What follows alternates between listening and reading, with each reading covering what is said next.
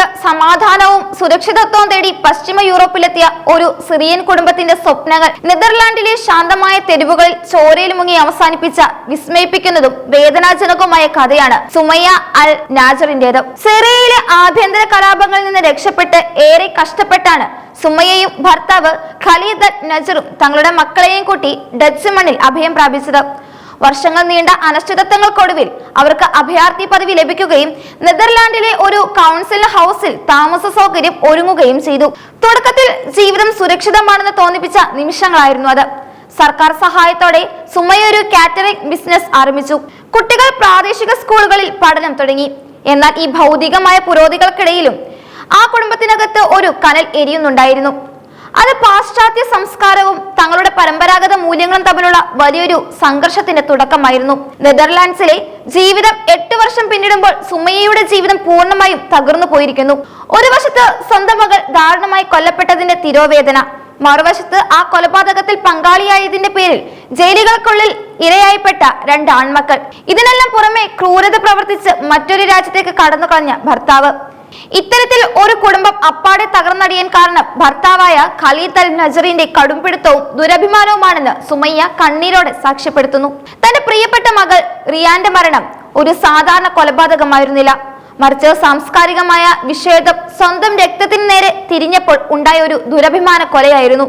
Dutch സംസ്കാരവുമായി കൂടുതൽ ഇഴുകിച്ചേരാൻ ശ്രമിച്ച റിയാൻ എന്ന 18-കാരിയുടെ സ്വപ്നങ്ങളെയാണ് ഖാലിദ് അറുത്തുമാറ്റിയത്. റിയാന്റെ കൗമാരം മുതലേ വീട്ടിൽ കലഹങ്ങൾ പതിവായിരുന്നു. പുതിയ രാജ്യത്തെ ജീവിത സാഹചര്യങ്ങളും അവിടുത്തെ വസ്ത്രധാരണ രീതികളും സുഹൃത്തുക്കളും റിയാനെ സ്വാധീനിച്ചിരുന്നു. എന്നാൽ ഖലീദ് അൽ നജറിന് ഇത് അംഗീകരിക്കാൻ കഴിഞ്ഞില്ല. തന്റെ മകൾ കുടുംബത്തിന്റെ അന്തസ്സ് നശിപ്പിക്കുകയാണെന്ന് അയാൾ വിശ്വസിച്ചു. വസ്ത്രധാരണത്തെ ചൊല്ലിയും പുറത്തു പോകുന്നതിനെ ചൊല്ലിയും റിയാൻ നിരന്തരം ശാസിക്കപ്പെട്ടു. 18 വയസ്സ് തികഞ്ഞതോടെ തന്റെ ജീവിതം സ്വന്തം ഇഷ്ടപ്രകാരം നയിക്കാൻ അവൾ ആഗ്രഹിച്ചു. ഇത് ഖലീദിലെ മതാനഗ്നതയും പുരുഷാധിപത്യ ചിന്താഗതിയെയും കൂടുതൽ പ്രകോപിപ്പിച്ചു. കുടുംബത്തിന്റെ അഭിമാനത്തിന് മകൾ കളങ്കമുണ്ടാക്കുന്നു എന്ന ചിന്ത അയാൾ തന്റെ ആൺമക്കളിലേക്കും കുത്തിവെച്ചു. സഹോദരിയെ നിരീക്ഷിക്കാനും നിയന്ത്രിക്കാനും ഖലീദ് മക്കളെ പ്രേരിപ്പിച്ചുകൊണ്ടിരുന്നു. ഒടുവിൽ ആ ദാരുണമായ ദിനം കടന്നുവന്നു. 18 വയസ്സും ഏതാനും മാസങ്ങളും മാത്രം പ്രായമുണ്ടായിരുന്ന റിയാനെ ഒരു സായാഹ്നത്തിൽ കാണാതായി. ദിവസങ്ങൾ നീണ്ട തിരച്ചിലിനൊടുവിൽ ആളൊഴിഞ്ഞ ഒരു കൺട്രി പാർക്കിലെ കുളത്തിൽ കമിഴ്ന്നു കിടക്കുന്ന നിലയിലാണ് അവളുടെ മൃതദേഹം കണ്ടെത്തിയത്. ക്രൂരമായ മർദ്ദനത്തിന് ശേഷമാണ് അവൾ കൊല്ലപ്പെട്ടതെന്ന് പോസ്റ്റ്മോർട്ടം റിപ്പോർട്ടിൽ സൂചിപ്പിച്ചു. നെതർലാൻഡ്സ് പോലീസിനെ ഞെട്ടിച്ച കണ്ടെത്തലുകളായിരുന്നു പിന്നീട് നടന്നത്. റിയാനെ കൊലപ്പെടുത്താൻ പിതാവിനെ സഹായിച്ചത് അവളുടെ സ്വന്തം സഹോദരങ്ങളായിരുന്നു. കുടുംബത്തിന്റെ അഭിമാനം സംരക്ഷിക്കാൻ എന്ന പേരിൽ നടന്ന ഈ നിഷ്ഠൂര കൃത്യം അന്താരാഷ്ട്ര മാധ്യമങ്ങളിൽ വലിയ ചർച്ചയായി. പിതാവ് ആസൂത്രണം ചെയ്ത കൃത്യത്തിൽ സഹോദരങ്ങൾ സഹായികളായി മാറുകയായിരുന്നു. കൊലപാതകത്തിന് ശേഷം നിയമത്തിന്റെ കൈകളിൽ നിന്നും രക്ഷപ്പെടാൻ ഖലീദ് അൽ നജർ അതിസമർത്ഥമായി നീക്കങ്ങൾ നടത്തി. മകൾ കൊല്ലപ്പെട്ട വിവരം പുറലോകം അറിയുന്നതിന് മുമ്പ് തന്നെ അയാൾ രാജ്യം വിട്ടു. നെതർലാൻഡ്സിൽ നിന്നും തുർക്കി വഴി അയാൾ തിരികെ സിറിയയിലേക്ക് കടന്നതായാണ് വിവരം. അവിടെ മറ്റൊരു സ്ത്രീക്കൊപ്പം അയാൾ പുതിയ ജീവിതം ആരംഭിച്ചുവെന്ന വാർത്തയും സുമയ്യയെ കൂടുതൽ തളർത്തി.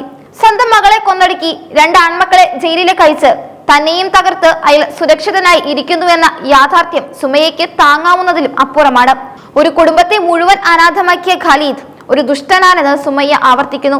അയാളുടെ കടുപിടുത്തം ഇല്ലായിരുന്നെങ്കിൽ തന്റെ മകൾ ഇന്ന് ജീവനോടെ ഉണ്ടാകുമായിരുന്നുവെന്നും ആൺമക്കൾ ജയിലിൽ പോകില്ലായിരുന്നുവെന്നും അവർ വിതുമ്പലോടെ പറയുന്നു. യൂറോപ്പിലെത്തുന്ന അഭയാർത്ഥി കുടുംബങ്ങൾ നേരിടുന്ന വലിയൊരു സാംസ്കാരിക പ്രതിസന്ധിയാണ് ഈ സംഭവം വെളിവാക്കുന്നത്. പുതിയ തലമുറ ഡച്ച് സംസ്കാരവുമായി വേഗത്തിൽ ഇഴുകിച്ചേരുമ്പോൾ പഴയ തലമുറയെ പുരുഷന്മാർ തങ്ങളുടെ യാഥാസ്ഥിതിക മൂല്യങ്ങളിൽ മുറുകെ പിടിക്കുന്നു. ഇത് വീടിനുള്ളിൽ വലിയ സംഘർഷങ്ങൾക്കും കാരണമാകുന്നു. റിയാൻ തന്റെ സ്വാതന്ത്ര്യം ആഗ്രഹിച്ചത് ആ കുടുംബത്തിന് ഉൾക്കൊള്ളാൻ കഴിയാതെ പോയി. റിയാന്റെ വസ്ത്രധാരണത്തെയും സ്ത്രീകളെയും കുറിച്ച് ഗ്രാമത്തിലെ മറ്റ് സിറിയൻ കുടുംബങ്ങൾ ഖലീദിനെ കളിയാക്കിയിരുന്നതായും ഇത് അയാളെ കൂടുതൽ പ്രകോപിതനാക്കിയതായും സൂചനകളുണ്ട്. അന്തസ് എന്നത് സ്ത്രീയുടെ വസ്ത്രത്തിലും പെരുമാറ്റത്തിലുമാണെന്ന് വിശ്വസിച്ചിരുന്ന ഒരു പിതാവ് സ്വന്തം മകളെ കാലപുരയിലേക്ക് അയക്കുന്നതായിരുന്നു. നെതർലാൻഡ്സ് മജിസ്ട്രേറ്റ് കോടതി റിയാന്റെ 2 സഹോദരങ്ങൾക്കും ദീർഘകാലത്തെ തടവ് ശിക്ഷയാണ് വിധിച്ചിരിക്കുന്നത്. കൊലപാതകത്തിൽ നേരിട്ട് പങ്കുണ്ടെന്ന് തെളിയിക്കപ്പെട്ടതോടെയാണ് ഇവർക്ക് ശിക്ഷ ലഭിച്ചതും. തങ്ങളുടെ പിതാവിന്റെ വാക്ക് അനുസരിക്കുക മാത്രമാണ് ചെയ്തെന്ന ഇവരുടെ വാദങ്ങൾ കോടതി തള്ളിക്കളഞ്ഞു. ഇപ്പോൾ നെതർലാൻഡ്സിലെ ആ കൗൺസിൽ ഹൗസിൽ സുമയ്യ തനിച്ചാണ്. കുട്ടികളുടെയും ഭർത്താവിന്റെയും ബഹളങ്ങൾ ഉണ്ടായിരുന്ന ആ വീട് ഇപ്പോൾ ശ്മശാനമുഖമാണ്. തന്റെ മകൾ ജീവിച്ചിരിക്കുമ്പോൾ അവളുടെ ഇഷ്ടങ്ങൾക്കൊപ്പം നിൽക്കാൻ തനിക്ക് കഴിയാതെ പോയതിലുള്ള കുറ്റബോധവും സുമയ്യയെ വേട്ടയാടുന്നു. റിയാന്റെ ഓർമ്മകൾക്ക് മുന്നിൽ പ്രായശ്ചിത്തം ചെയ്യാനെന്ന പോണം ഇപ്പോൾ സ്ത്രീകളുടെ അവകാശങ്ങൾക്കായി ശബ്ദമുയർത്തുകയാണ് സുമയ്യ ചെയ്യുന്നത്. യൂറോപ്പിലെ ഡച്ച് സൊസൈറ്റിയെയും ഈ കേസിനെ ഗൗരവത്തോടെയാണ് കണ്ടിരിക്കുന്നത്. കുടിയേറ്റക്കാർക്കും അഭയാർത്ഥികൾക്കും ഇടയിൽ ഇത്തരം ദുരഭിമാന കൊലകൾ വർദ്ധിച്ചു വരുന്നത് തടയാൻ കർശനമായ നടപടികൾ വേണമെന്ന ആവശ്യവും ശക്തമാകുന്നുണ്ട്. റിയാന്റെ മരണം ഒരു വ്യക്തിയുടെ മാത്രം നഷ്ടമല്ല, മറിച്ച് സഹിഷ്ണുതയുടെയും സ്വതന്ത്രമായ ജീവിതത്തിന്റെയും മേൽ തീവ്രവാദ ചിന്താഗതികൾ നടത്തുന്ന കടന്നുകയറ്റമാണെന്നും മനുഷ്യാവകാശ പ്രവർത്തകർ ചൂണ്ടിക്കാട്ടുന്നു. ഒരു സുരക്ഷിത താവളം തേടി വരുന്നവർക്കൊടുവിൽ സ്വന്തം കുടുംബാംഗങ്ങൾ തന്നെ വധശിക്ഷ നടപ്പിലാക്കുന്ന വിരോധാഭാസത്തിന് ലോകം സാക്ഷ്യം വഹിച്ചത് ഇവിടെയാണ്. സിറിയയിൽ നിന്ന് നെതർലാൻഡ്സിലേക്കുള്ള ആ യാത്ര സുമയ്യയെ സംബന്ധിച്ചിടത്തോളം വലിയൊരു ദുരന്തത്തിന്റെ തുടക്കമായിരുന്നു.